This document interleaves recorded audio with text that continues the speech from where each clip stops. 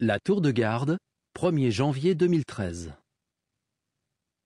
En titre de couverture, faut-il craindre la fin du monde? Pour commencer, la présente édition s'adresse à nos lecteurs. Puis vous écouterez le dossier de couverture, La fin du monde, peur, fascination et lassitude. Vous entendrez ensuite les rubriques Approchez-vous de Dieu, tu les as révélés aux tout petits.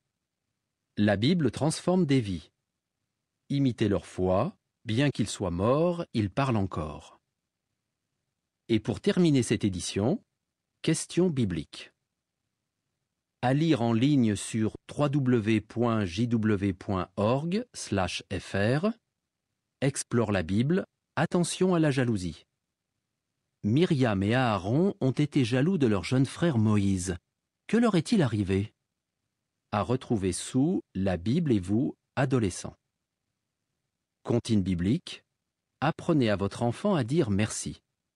À retrouver sous La Bible et vous, enfants. À présent, écoutons l'article d'introduction de cette édition. À nos lecteurs. Le présent magazine a commencé à être publié en juillet 1879. Depuis, les temps ont changé et la tour de garde aussi. Vous découvrirez dans ce numéro des changements supplémentaires. Lesquels? Dans le sommaire, page 2 de l'édition imprimée, vous trouverez une section intitulée « À lire en ligne ».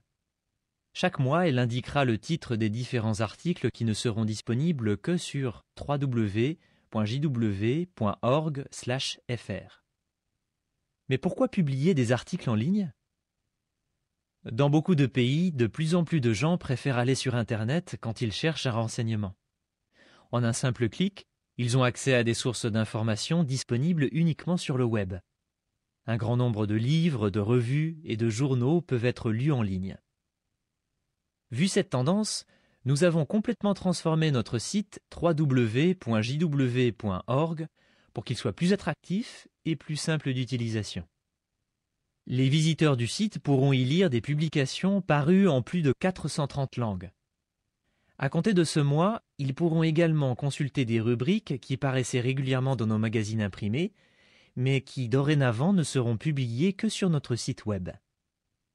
La note ajoute: parmi les rubriques qui ne seront consultables qu'en ligne figurent « Pour nos jeunes lecteurs » qui aident les jeunes à étudier la Bible et « Comptine biblique » à l'intention des parents qui ont des enfants de moins de 3 ans. Fin de la note. C'est pourquoi l'édition publique de notre revue compte désormais 16 pages au lieu de 32. La tour de garde est déjà traduite en 204 langues. Maintenant que le nombre de pages est réduit, elle pourra être traduite en davantage de langues encore. Nous espérons sincèrement que ces changements nous permettront de communiquer à plus de personnes le message de la Bible, car il peut sauver des vies. Nous sommes déterminés à continuer de diffuser de nombreuses informations intéressantes et instructives sur papier ou en ligne pour aider les personnes qui respectent la Bible à savoir ce qu'elle enseigne réellement. Les éditeurs. En ligne, regardez la vidéo « La tour de garde » publiée depuis 1879. À retrouver sous « Actualité », La tour de garde, la revue la plus diffusée au monde et de loin. Fin de l'article.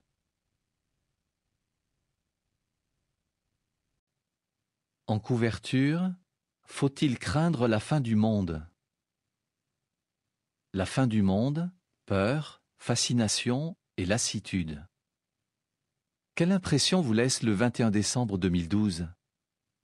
Se fondant sur le calendrier Maya, beaucoup avaient annoncé qu'il se produirait un bouleversement mondial à cette date-là. Selon ce que vous attendiez, vous êtes peut-être soulagé, déçu ou blasé. N'était-ce qu'une fausse prédiction apocalyptique de plus? Qu'en est-il de la fin du monde dont parle la Bible? Matthieu 24, verset 3, d'après Second 21. Certains craignent que la terre ne soit réduite en cendres. D'autres sont fascinés par les scénarios catastrophes. D'autres encore sont simplement lassés d'entendre dire que la fin est proche. Mais se pourrait-il que ce soit des fictions et non des faits qui suscitent de telles réactions? Vous serez peut-être surpris par ce que la Bible dit vraiment au sujet de la fin du monde. Non seulement elle donne des raisons de se réjouir à cette perspective, mais aussi elle reconnaît qu'une lassitude peut s'installer lorsque la fin semble tarder. Nous vous invitons à considérer les réponses que donne la Bible à certaines questions courantes sur la fin du monde. La terre sera-t-elle détruite par le feu? La Bible répond: Dieu a fondé la terre sur ses lieux fixes, elle ne chancellera pas pour des temps indéfinis, oui pour toujours. Psaume 104, verset 5. La terre ne sera pas détruite, ni par le feu, ni par aucun autre moyen. La Bible enseigne au contraire que cette planète est la demeure éternelle des humains.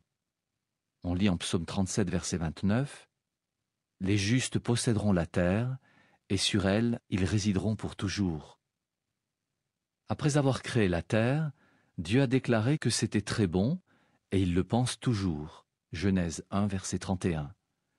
Loin de vouloir la détruire, il promet de causer la ruine de ceux qui ruinent la terre et de la protéger de toute dégradation irrémédiable. Révélation 11, verset 18. Mais objecterez-vous peut-être, 2 Pierre 3, verset 7, ne dit-il pas que les cieux et la terre de maintenant sont amassés pour le feu? N'est-ce pas la preuve que la terre sera détruite par le feu? En fait, la Bible emploie parfois les termes cieux, terre et feu au sens figuré, comme symbole. Par exemple, en Genèse 11, verset 1, on lit « Toute la terre avait une seule langue ». Le mot « terre » désigne ici la société humaine. Le contexte de 2 Pierre 3, verset 7 montre que les cieux, la terre et le feu mentionnés dans ce verset sont également des symboles. Les versets 5 et 6 établissent un parallèle avec les jours de Noé. Le monde d'alors a été détruit par le déluge. Pour autant, notre planète n'a pas disparu. Le déluge a plutôt anéanti la société violente de l'époque, la terre. Il a aussi éliminé les cieux, c'est-à-dire les dirigeants de cette société. De la même manière, 2 Pierre 3, verset 7 prédit la destruction définitive, comme par le feu, des méchants et des gouvernements corrompus. Que se passera-t-il lors de la fin du monde? La Bible répond: Le monde est en train de passer, et son désir aussi, mais celui qui fait la volonté de Dieu demeure pour toujours. 1 Jean 2, verset 17. Le monde qui doit passer désigne non pas notre planète, mais l'ensemble des humains qui ne conforment pas leur vie à la volonté de Dieu. Tel un chirurgien qui retire une tumeur cancéreuse à son patient pour lui sauver la vie, Dieu retranchera les méchants afin que les bons puissent vivre heureux sur la terre. En ce sens, la fin du monde est une bonne chose. Cette vision positive de la fin du monde ressort bien des traductions de la Bible qui rendent cette expression par l'achèvement du système de choses ou l'achèvement de l'ère. Matthieu 24, verset 3, Bible de Chouraki. Étant donné que le genre humain et la planète subsisteront, n'est-il pas logique de penser qu'une nouvelle ère, un nouveau système de choses débutera alors? C'est ce qu'affirme la Bible en parlant d'un système de choses à venir. Luc 18, verset 30. Jésus a appelé cette période à venir le renouvellement de toutes choses. Matthieu 19, verset 28. Traduction œcuménique de la Bible. À ce moment-là, il rétablira les conditions de vie que Dieu avait prévues à l'origine pour l'humanité. Qu'est-ce qui nous attend? Une terre paradisiaque où tous connaîtront la sécurité et la prospérité. Isaïe 35, verset 1. Mika chapitre 4, verset 4. Un travail utile et agréable. Isaïe 65, verset 21 à 23. La guérison de toutes les maladies. Isaïe 33, verset 24. Le retour à la jeunesse. Job 33, verset 25. La résurrection des morts. Jean 5, versets 28 et 29. Si nous faisons la volonté de Dieu, c'est-à-dire ce qu'il nous demande, nous n'avons pas à craindre la fin du monde. Au contraire, nous pouvons l'envisager avec joie. La fin du monde est-elle réellement proche? La Bible répond: Quand vous verrez ces choses arriver, sachez que le royaume de Dieu est proche. Luc 21, verset 31. Dans son livre « Les derniers jours sont de retour », le professeur Richard Kyle écrit que des changements soudains et le chaos social créent une atmosphère propice aux prédictions de fin du monde. C'est particulièrement le cas lorsque ces changements et ce chaos semblent inexplicables. Mais pour leur part, les prophètes de la Bible qui ont parlé de la fin n'essayaient pas d'interpréter les événements déroutants de leur époque. En réalité, ils décrivaient, sous l'inspiration de Dieu, les conditions indiquant que la fin du monde serait imminente. Examinez certaines de ces prophéties et jugez vous-même si elles s'accomplissent de nos jours. Guerre, famine, tremblements de terre et épidémies de maladies mortelles. Matthieu 24, verset 7, Luc 21, verset 11. Forte augmentation de la criminalité. Matthieu 24, verset 12. Dévastation de la terre par les humains. Révélation 11, verset 18. Amour de soi-même, de l'argent et des plaisirs, mais pas de Dieu. 2 Timothée 3, versets 2 et 4. Effondrement des valeurs familiales. 2 Timothée 3, versets 2 et 3. Indifférence généralisée face aux preuves attestant que la fin est proche. Matthieu 24, versets 37 à 39. Prédication mondiale de la bonne nouvelle du royaume de Dieu.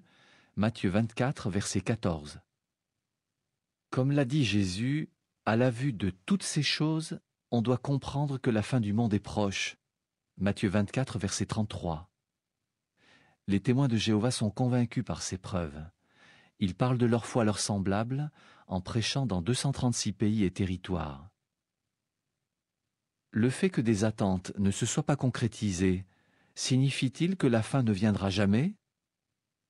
La Bible répond, « Quand ils diront « paix et sécurité », alors une destruction subite sera sur eux à l'instant même, comme les douleurs sur une femme enceinte, et ils n'échapperont en aucune façon.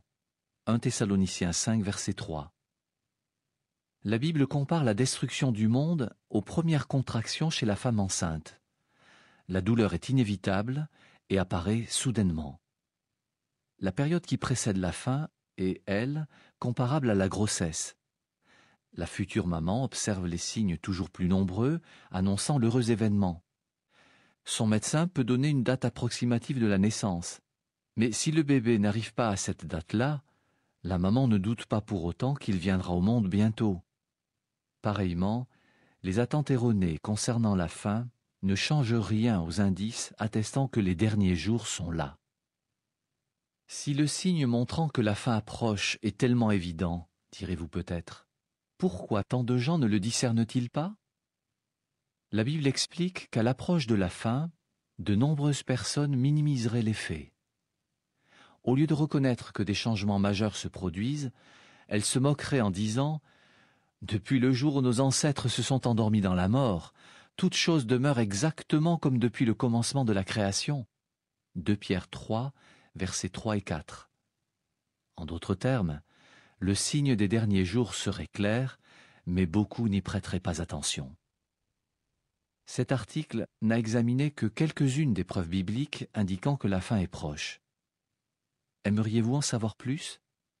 Si oui, pourquoi ne pas accepter les cours bibliques gratuits que proposent les témoins de Jéhovah? Ils peuvent avoir lieu chez vous, ou à un autre endroit qui vous convient, ou même par téléphone. Il ne vous en coûtera que du temps, et vous en retirerez des bienfaits inestimables. Terminons avec l'encadré. Les témoins de Jéhovah ont-ils annoncé de fausses dates? Les témoins de Jéhovah ont nourri de fausses attentes sur le moment où la fin viendrait. Comme les disciples de Jésus au 1er siècle, nous avons parfois cru que certaines prophéties se réaliseraient plus tôt que Dieu ne l'avait prévu dans son calendrier. Nous partageons le sentiment d'un témoin de longue expérience, Alexander Macmillan, qui a dit « J'ai compris qu'il nous fallait reconnaître nos erreurs et continuer de sonder la parole de Dieu pour obtenir une plus grande lumière. » Pourquoi donc continuons-nous à mettre l'accent sur la proximité de la fin? Parce que nous voulons suivre cet ordre de Jésus, faites attention, tenez-vous éveillés. Si à l'inverse, Jésus nous trouvait endormis, nous ne pourrions obtenir son approbation. Marc 13, versets 33 et 36. Pourquoi? Prenons un exemple. Il peut arriver qu'un organisme de météorologie, croyant détecter la formation d'une tempête, lance une alerte qui s'avérera fausse. Il n'empêche qu'une autre fois, sa vigilance pourrait bien sauver des vies. De même, nous avons eu de fausses attentes concernant la fin, mais nous sommes davantage soucieux d'obéir à Jésus et de sauver des vies que d'éviter les critiques. Le commandement de Jésus de rendre pleinement témoignage nous met dans l'obligation de prévenir nos contemporains de la fin à venir. Acte 20, verset 24. Pour nous, l'important n'est pas de savoir quand la fin viendra, mais d'être convaincus qu'elle viendra et d'agir en conséquence. Nous prenons au sérieux ces paroles de Habakkuk 2, verset 3. « Même si la fin venait à tarder, d'un point de vue humain, continue à l'attendre, car elle se réalisera à coup sûr, elle ne sera pas en retard. » Fin de l'article.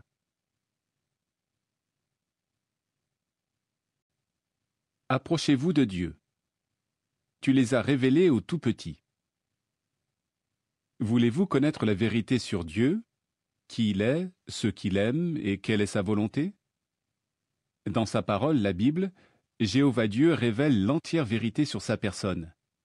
Mais pour comprendre pleinement cette vérité, lire la Bible ne suffit pas. Pourquoi? Parce que comprendre la vérité divine est un honneur. Ce n'est pas accordé à tout le monde. Considérons ce que Jésus, le Fils de Dieu, a dit à ce sujet. Nous lisons en Matthieu 11, verset 25. En ce temps-là, Jésus dit alors, « Je te loue publiquement, Père, Seigneur du ciel et de la terre, parce que tu as caché ces choses aux sages et aux intellectuels, et que tu les as révélées aux tout-petits. » Ce verset commence par « En ce temps-là, Jésus dit « alors ». Ce que Jésus est sur le point de dire a donc certainement un rapport direct avec ce qui s'est passé juste avant. Il a reproché aux habitants de 3 villes de Galilée de ne pas s'être repentis alors qu'il avait accompli devant eux des œuvres de puissance. Sans doute, vous demandez-vous, comment ont-ils pu voir les miracles de Jésus et ne pas accepter ni appliquer les vérités qu'il enseignait? L'indifférence de ces personnes était due à l'insensibilité de leur cœur, à leur entêtement. Jésus savait que pour que nous comprenions la vérité contenue dans la Bible, il nous faut bénéficier de l'aide de Dieu et avoir un cœur bien disposé. Et c'est ce qui ressort de sa prière. « Je te loue publiquement, Père, Seigneur du ciel et de la terre, parce que tu as caché ces choses aux sages et aux intellectuels et que tu les as révélées aux tout-petits. » Voyez-vous maintenant pourquoi comprendre la vérité divine peut être considéré comme un honneur? Étant le Seigneur du ciel et de la terre, Jéhovah a le droit de cacher ou de révéler la vérité. Pour autant, il n'est pas injuste. Sur quels critères se base-t-il pour décider de révéler la vérité biblique à certains seulement? Jéhovah favorise les humbles, et pas les orgueilleux. Il cache la vérité aux sages et aux intellectuels, à ceux qui sont sages et instruits aux yeux des hommes et qui, par orgueil, pensent ne pas avoir besoin de son aide. 1 Corinthiens 1, versets 19 à 21. Par contre, il révèle la vérité aux tout petits, à ceux qui se tournent vers lui d'un cœur sincère et avec l'humilité d'un enfant. Jésus a lui-même observé les réactions de ces 2 catégories de personnes. Beaucoup de chefs religieux, très instruits mais orgueilleux, n'ont pas saisi son enseignement, contrairement à d'humbles pécheurs. Dans le même temps, des personnes riches et instruites, manifestant une humilité sincère, sont devenus ses disciples. Revenons à la question posée en introduction. Voulez-vous connaître la vérité sur Dieu? Dans ce cas, vous serez rassurés de savoir que Dieu ne favorise pas ceux qui se croient sages, mais plutôt les gens que ces sages méprisent. Si vous étudiez la parole de Dieu avec la bonne disposition d'esprit et de cœur, avec humilité, vous serez certainement de ceux à qui Jéhovah offre ce don précieux, comprendre la vérité sur sa personne. Votre vie aura alors plus de sens. Vous pourrez par la suite goûter la vie véritable, c'est-à-dire la vie éternelle dans le monde nouveau de justice que Dieu a promis d'établir bientôt. La note ajoute, « Les témoins de Jéhovah seront ravis de vous aider à découvrir la vérité sur Dieu et ses desseins, c'est-à-dire ses intentions. Ils proposent des cours bibliques gratuits au moyen du livre qu'enseigne réellement la Bible. » Fin de la note. Lecture proposée pour janvier, Matthieu chapitre 1 à 21. Fin de l'article.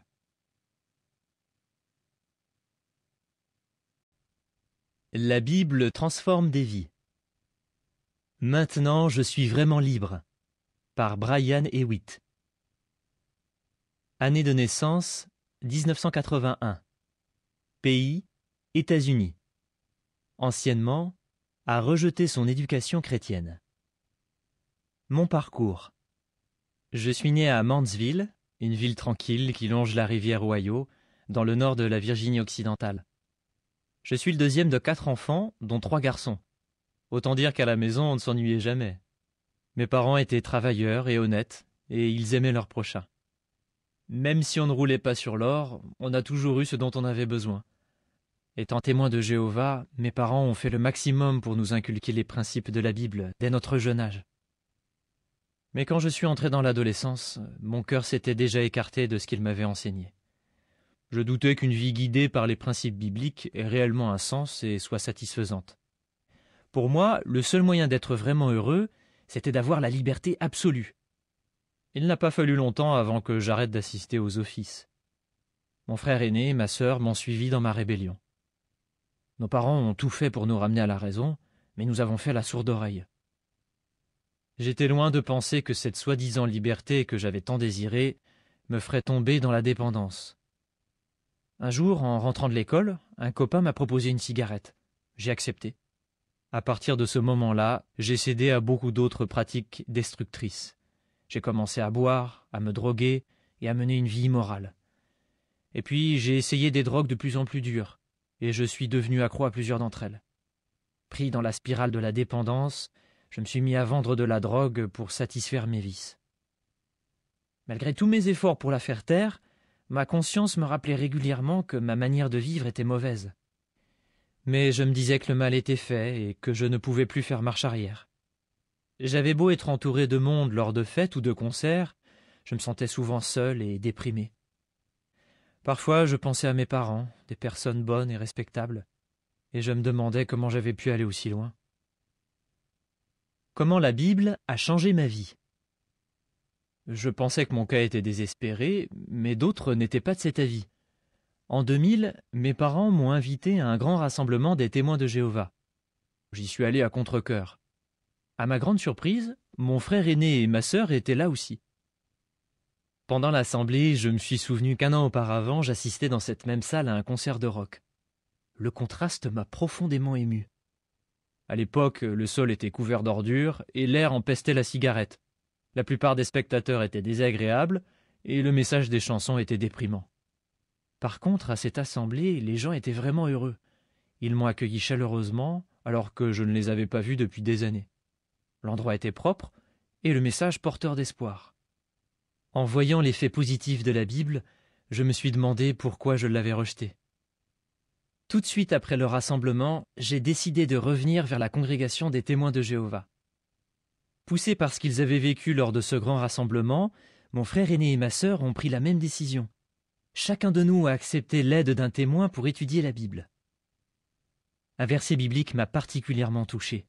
Il s'agit de Jacques 4, verset 8, où on lit « Approchez-vous de Dieu, et il s'approchera de vous. » Pour m'approcher de Dieu, j'allais devoir remettre de l'ordre dans ma vie. Il me faudrait, entre autres, arrêter de fumer, de boire et de me droguer. J'ai coupé les ponts avec mes anciens amis, et je m'en suis trouvé d'autres parmi les adorateurs de Jéhovah. Le ministre du culte qui m'enseignait les vérités bibliques m'a beaucoup aidé. Souvent il me téléphonait et me rendait visite pour savoir comment j'allais. Aujourd'hui, c'est un de mes plus proches amis. Au printemps 2001, j'ai montré que je voulais consacrer ma vie à Dieu en me faisant baptiser. Mon frère aîné et ma sœur ont fait de même. Imaginez la joie de mes parents et de mon plus jeune frère. Toute la famille était enfin réunie dans le culte de Jéhovah. Ce que cela m'a apporté. Avant, je pensais que les principes de la Bible étaient trop contraignants. Maintenant, je considère qu'ils sont une véritable protection. La Bible m'a donné la force de rompre avec la drogue et de devenir quelqu'un de bien. J'ai aujourd'hui l'honneur d'appartenir à la famille internationale des adorateurs de Jéhovah. Ces gens-là s'aiment vraiment les uns les autres et servent Dieu dans l'unité. Au sein de cette famille, j'ai trouvé une perle, Adriane, que j'ai épousée. Je l'aime énormément et nous avons beaucoup de joie à servir notre Créateur main dans la main. Mon mode de vie égoïste est à présent derrière moi. Je passe une bonne partie de mon temps à enseigner aux personnes comment tirer profit de la parole de Dieu. Il n'existe pas de plus grand bonheur. Je suis pleinement convaincu que la Bible a transformé ma vie. Maintenant, je suis vraiment libre. Fin de l'article.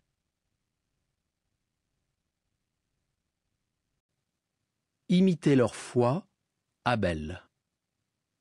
Bien qu'il soit mort, il parle encore. Abel surveille ses brebis qui paissent tranquillement à flanc de coteau. Il regarde dans le lointain et aperçoit une faible lueur. Il sait que là-bas, une lame flamboyante tournoie encore et toujours, bloquant l'accès au jardin d'Éden. Ses parents, Adam et Ève, y ont vécu à une époque, mais à présent, ni eux ni leurs enfants ne peuvent y entrer.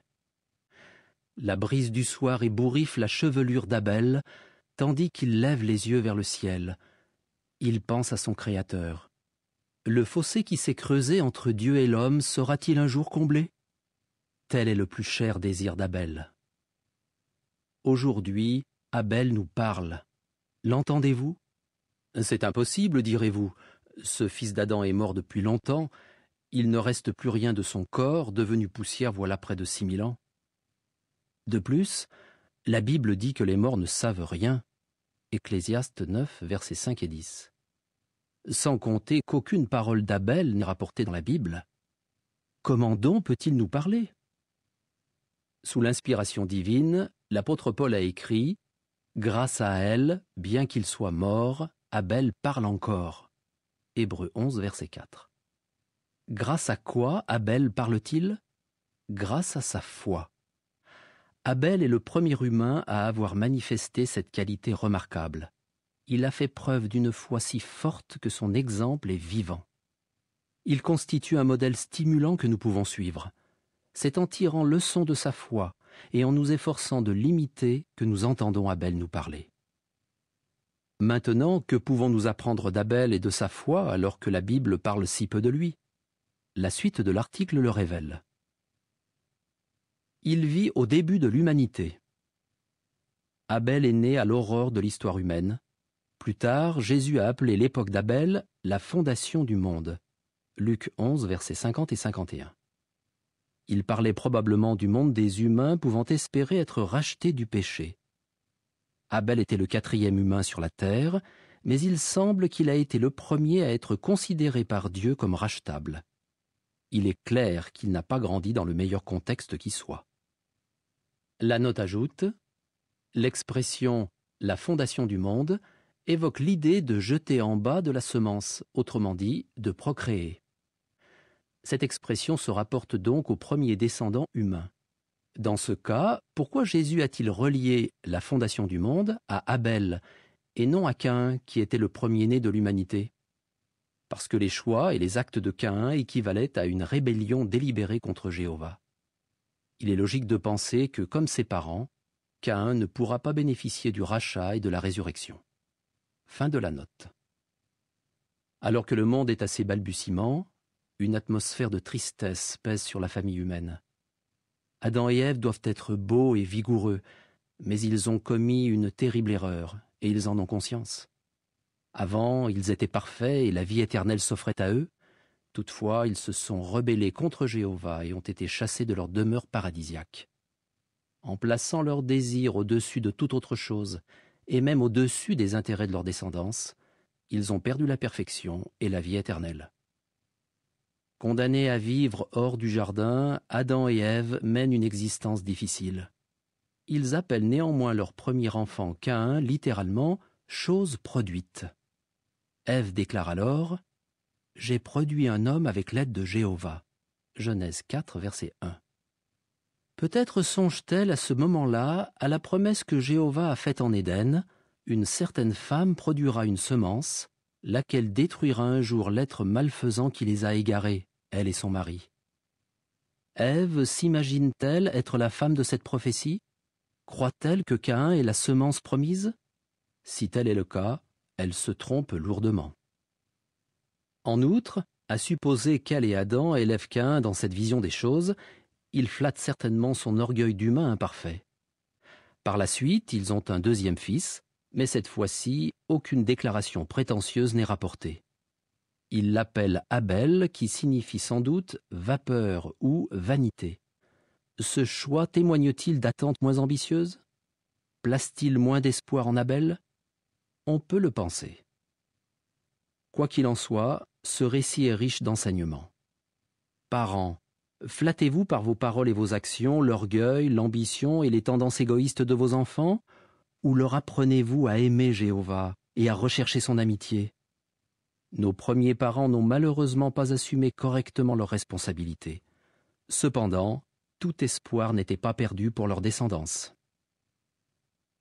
Comment il acquiert la foi? À mesure que les deux garçons grandissent, Adam leur apprend vraisemblablement à travailler afin de pourvoir aux besoins de la famille. Caïn devient cultivateur et Abel berger. Ce dernier acquiert par ailleurs quelque chose de bien plus important. Au fil des années, il développe la foi, cette magnifique qualité dont Paul parlera plus tard. Imaginez, il n'a personne pour lui servir d'exemple. Comment donc en vient-il à avoir foi en Jéhovah? Examinons 3 éléments fondamentaux sur lesquels sa foi repose sans doute. La création de Jéhovah. Il est vrai que le sol est sous le coup d'une malédiction divine. Il fait pousser épines et chardons qui rendent pénible l'agriculture. La terre produit néanmoins de la nourriture en abondance, comblant les besoins de la famille d'Abel. De plus, aucune malédiction ne pèse ni sur les animaux, ni sur les montagnes, les lacs, les rivières ou les mers, ni sur les cieux, les nuages, le soleil, la lune ou les étoiles. Partout où il pose les yeux, Abel constate combien sont profonds l'amour, la sagesse et la bonté de Jéhovah, le Créateur de toutes choses. En méditant avec reconnaissance sur la création, il affermit sa foi. Abel prend certainement le temps de réfléchir posément à des sujets spirituels. Regardez-le s'occuper de son troupeau. Il doit parcourir de longues distances à pied. Il conduit ses bêtes dociles sur les collines, dans les vallées, à travers les rivières, constamment à la recherche du pâturage le plus vert, du meilleur point d'eau, du lieu de repos le plus abrité. De toutes les créatures que Jéhovah a faites, la brebis semble être la plus vulnérable, comme si elle avait été créée avec le besoin d'être guidée et protégée par l'homme. Abel ressent-il le besoin d'être guidé, protégé et choyé par Dieu, qui est bien plus sage et plus puissant que lui? À n'en pas douter, il exprime souvent de telles pensées dans la prière, et sa foi continue à grandir. Les prédictions de Jéhovah. Adam et Ève ont dû expliquer à leur fils pourquoi ils ont été expulsés du jardin d'Éden. Abel a donc de quoi méditer. Jéhovah a dit que le sol serait maudit. Abel voit effectivement pousser épines et chardons, conformément à cette parole. Jéhovah a également annoncé qu'Ève souffrirait pendant les grossesses et les accouchements. Avec la naissance de ses frères et sœurs, Abel s'aperçoit certainement que là encore la prophétie s'accomplit. Jéhovah a vu à l'avance qu'Ève ressentirait un besoin exagéré d'amour et d'attention de la part de son mari, et qu'Adam, quant à lui, la dominerait. Abel est témoin de cette triste réalité. Dans chaque cas, il se rend compte que la parole de Jéhovah est entièrement fiable. En conséquence, il a de solides raisons d'avoir foi dans la promesse relative à une semence qui réparera un jour les dégâts causés depuis l'Éden. Les serviteurs de Jéhovah. Abel ne trouve aucun modèle à suivre au sein de la famille humaine. Mais à cette époque, les humains ne sont pas les seules créatures intelligentes sur terre. Quand Adam et Ève ont été expulsés du jardin, Jéhovah a pris des dispositions pour que ni eux ni leurs descendants ne puissent y accéder. À l'entrée du paradis, il a placé des chérubins, des anges de très haut rang, ainsi que la lame flamboyante d'une épée qui tournoie sans arrêt. Petit garçon, Abel contemple ces chérubins matérialisés. Nul doute que leur apparence témoigne de leur immense puissance. Et cette épée qui flamboie et tournoie sans cesse lui inspire également crainte et respect. Tandis qu'il grandit, observe-t-il de la lassitude chez ces chérubins? Les voit-il quitter leur poste? Pas une fois. Jour et nuit, année après année, décennie après décennie, ces créatures puissantes et intelligentes restent à leur poste. C'est ainsi qu'Abel découvre que Jéhovah a des serviteurs justes et loyaux. Il remarque chez eux une fidélité et une obéissance à Jéhovah qu'il ne trouve pas dans sa famille. L'exemple des anges affermit sûrement sa foi. Grâce à sa création, à ses prédictions et à l'exemple de ses serviteurs, Jéhovah révèle qui il est. En méditant sur tout cela, Abel renforce sa foi.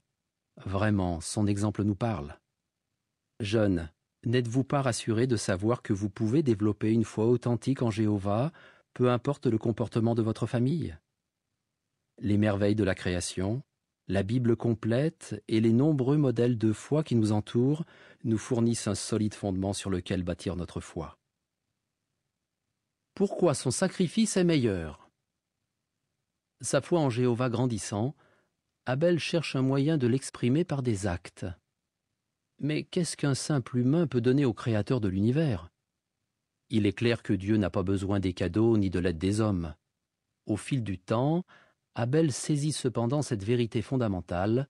Si, animé de bons mobiles, il offre tout simplement à son Père céleste plein d'amour ce qu'il a de meilleur, il est sûr de lui faire plaisir. Abel décide donc de sacrifier quelques bêtes de son troupeau. Il choisit les plus belles, les premières-nées. Il offre ce qu'il pense être les meilleurs morceaux. Dans le même temps, Caïn, qui recherche aussi la bénédiction et l'approbation de Dieu, se prépare à offrir des produits de sa récolte. Mais il n'a pas les mêmes mobiles qu'Abel. Cette différence se manifeste au moment où les deux frères présentent leur offrande. Les deux fils d'Adam utilisent sans doute chacun un autel et du feu pour accomplir leur sacrifice. Peut-être le font-ils sous les yeux des chérubins, les seuls représentants vivants de Dieu sur la terre à cette époque. Et Jéhovah réagit. On lit en effet qu'il regardait avec faveur Abel et son offrande.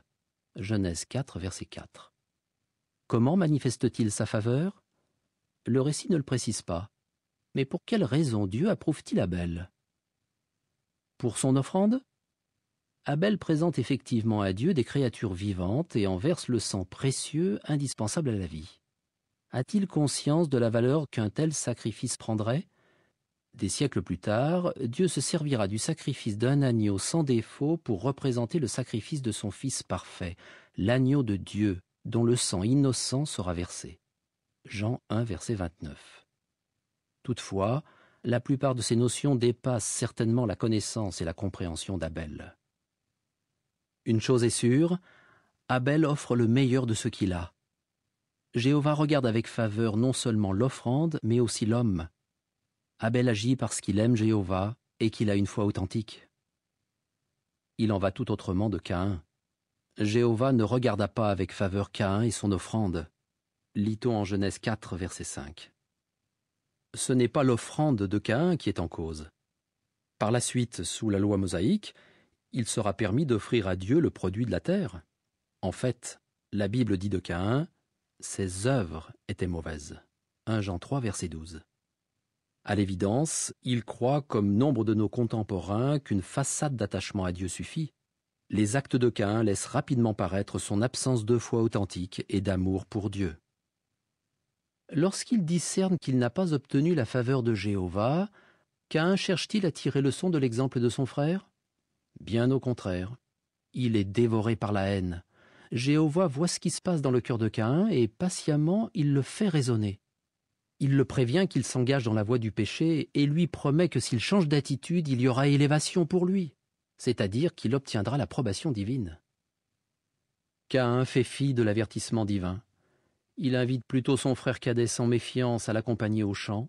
Il se jette alors sur lui et le tue. Abel devient en quelque sorte la première victime de persécutions religieuses. Sa vie s'achève, mais pas son histoire. Figurément parlant, le sang d'Abel crie vers Jéhovah, réclamant vengeance, et celui-ci veille à ce que justice soit faite en punissant Caïn pour son meurtre. Mais plus important encore, aujourd'hui le récit concernant la foi d'Abel nous parle. Abel n'a peut-être vécu qu'une centaine d'années, une vie courte pour un humain de cette époque. Il a néanmoins mené une vie agréable à Dieu.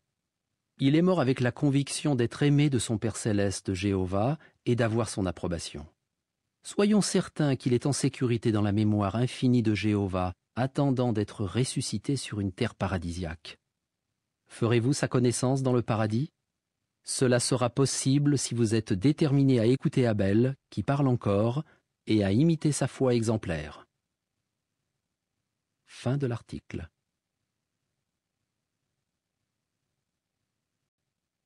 Question biblique. Quel est le nom de Dieu? Chaque membre de notre famille a un nom. Même nos animaux de compagnie ont un nom. N'est-il pas logique que Dieu en ait un lui aussi? Dans la Bible, Dieu est désigné par beaucoup de titres, comme Dieu Tout-Puissant, Souverain Seigneur et Créateur. Mais il a également un nom. Nous lisons en Isaïe 42, verset 8, « Je suis Jéhovah, c'est là mon nom, et je ne donnerai ma gloire à aucun autre, ni ma louange aux images taillées. » Le nom de Dieu figure dans quantité de traductions de la Bible. Par exemple, dans les Saintes Écritures, traduction du Monde Nouveau, on lit en Psaume 83, verset 18, « Pour qu'on sache que toi, dont le nom est Jéhovah, tu es toi seul, le Très-Haut sur toute la terre. » Pourquoi employer le nom de Dieu? Dieu veut que nous employions son nom. Quand nous parlons à ceux que nous aimons, par exemple à des amis, nous les appelons par leur nom. Pourquoi en serait-il autrement quand nous parlons à Dieu? De plus, Jésus-Christ a encouragé l'emploi du nom de Dieu. Nous lisons en Matthieu 6, verset 9, « Vous devez donc prier ainsi, Notre Père dans les cieux, que ton nom soit sanctifié. » Jean 17, verset 26, « Et je leur ai fait connaître ton nom, et je le ferai connaître, afin que l'amour dont tu m'as aimé soit en eux, et moi en union avec eux. » Cependant, pour être l'ami de Dieu, il ne suffit pas de connaître son nom. Il faut aussi avoir la réponse à des questions telles que « Comment est-il? Peut-on s'approcher de lui ?» Vous trouverez les réponses dans la Bible. Pour plus de renseignements, consultez le chapitre 1 du livre Qu'enseigne réellement la Bible, publié par les Témoins de Jéhovah. Fin de l'article. Découvrez d'autres questions bibliques en ligne sur www.jw.org/fr. Téléchargez gratuitement cette revue et des numéros précédents. Retrouvez des articles et des activités pour parents, ados et enfants. Lisez la Bible en ligne, une 50aine de langues disponibles. Fin du périodique.